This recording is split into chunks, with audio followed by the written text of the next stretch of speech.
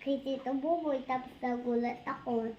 Wala siya dun sa kwarto, hindi siya natulog. Kasi hindi pa nagbalik si Tito Buboy. Hala, Gabi-gabi na. Gabi-gabi na. Nasaan kaya si Tito Buboy? Hindi umuwi. Saan pumunta? Sa ano? Nasaan kaya yun? Gawa ng thesis.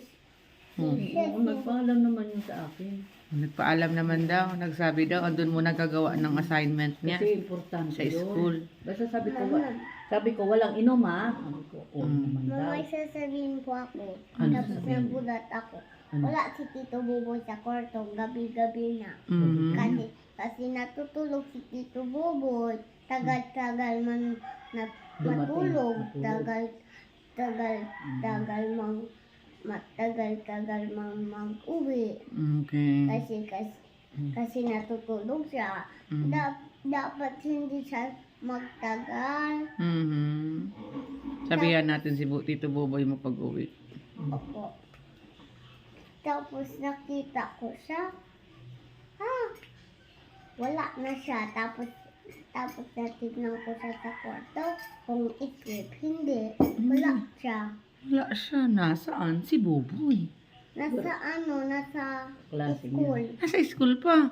Where na yun, buboy? Kasi si Tito Buboy, matagal pa, hindi siya nag-uwi. Hindi pa nag-uwi. Hala. Sabi ko, nagkain si Tito Buboy, hindi pa. Hindi pa. O, sabi ko, magkakain na. Kasi kumain siya sa kabila ng temporado. Kinakain siya rin ni Nana. Ninang niyang si Tia Mila. Tia Mila. Kumain na daw pala. Kumain na. Ay, hindi Tia. Tita na. Tita Mila. Kinakain siya. Kasi natignan ko siya. Hala, may kumot. Tapos, yung sa libre natutulog, yung si Tito, hindi niya tinabi yung mga unan doon sa hagdanan. Tapos narumihan na yung labahan kasi hindi na natin mga gamit. Hindi tayo magagamit ng Sige naman ang sarap. Hindi, masabo. Drink your milk na, para tapos na tayo kumain.